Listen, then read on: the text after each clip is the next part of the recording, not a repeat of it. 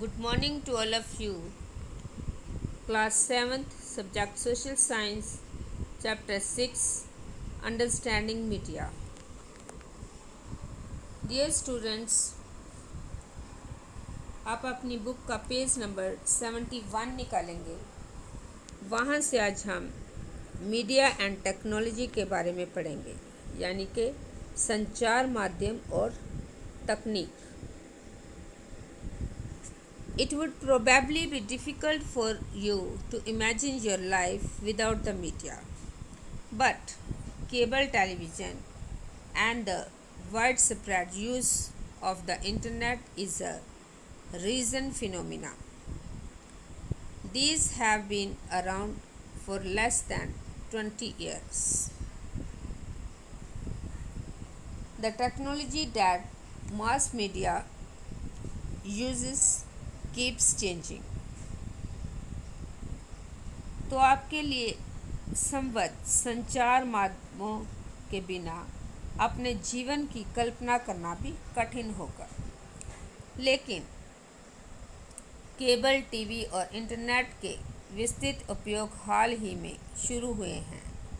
इन्हें प्रचलन में आए अभी 20 वर्ष भी नहीं हुए हैं। जनसंचार माध्यमों के लिए प्रयोग में आने वाली प्रौद्योगिकी निरंतर बदलती रहती है।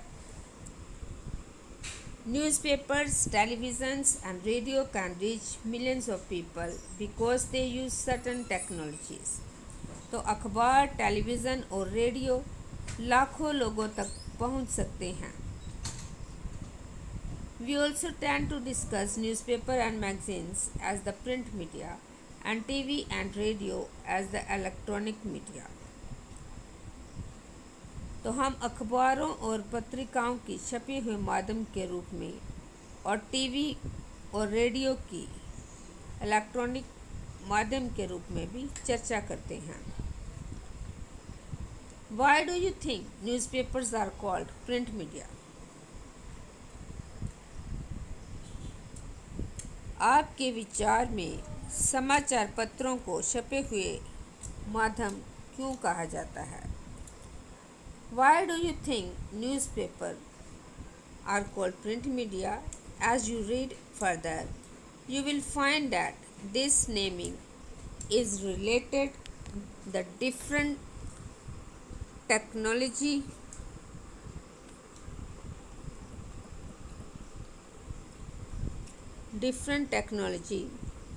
that these media use. The following photographs will give you a sense of the ways in which technology that mass media uses has changed over the years and continues to change.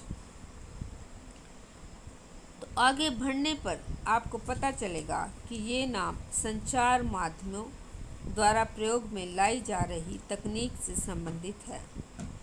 नीचे दिए गए चित्रों से आपको पता चलेगा कि पिछले सालों में जनसंचार माध्यम के इस्तेमाल में लाई जा रही तकनीक किस प्रकार बदली है और आज भी बदलती जा रही है।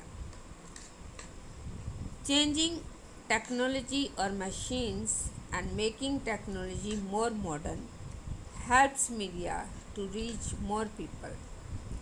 तकनीक तथा मशीनों को बदलकर अत्याधुनिक बनाने में से संचार माध्यमों को अधिक लोगों तक पहुंचने में मदद मिलती है।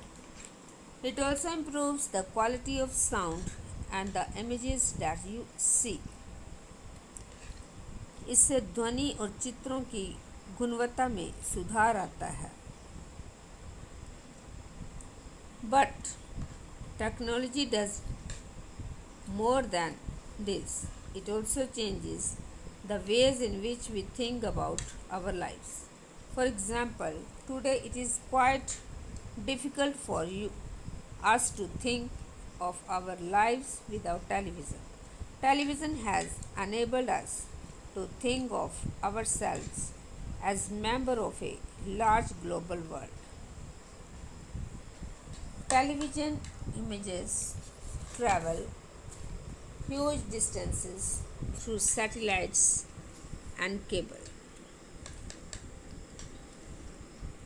This allows us to view news and entertainment channels from other parts of the world.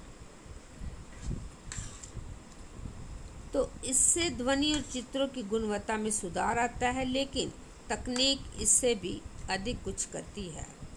ये हमारे जीवन के बारे में सोचने के ढंग में परिवर्तित लाती है। तो ये हमारे जीवन के बारे में सोचने के ढंग में परिवर्तन लाती है। उदाहरण के लिए अब इसका एक एग्जाम्पल बताया गया है।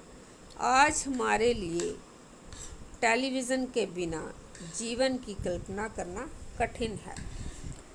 टेलीविज़न के कारण हम अपने आप को विश्व समाज का एक सदस्य समझने लगे हैं। टेलीविज़न में प्रदर्शित चित्र सैटेलाइट और केबल्स के विस्तृत जाल के माध्यम से अत्यंत सुदूर क्षेत्रों तक पहुंचाए जाते हैं।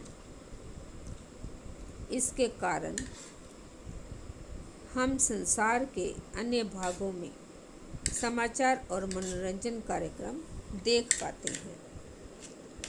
Most of the cartoons that you see on televisions are mostly from Japan or the United States.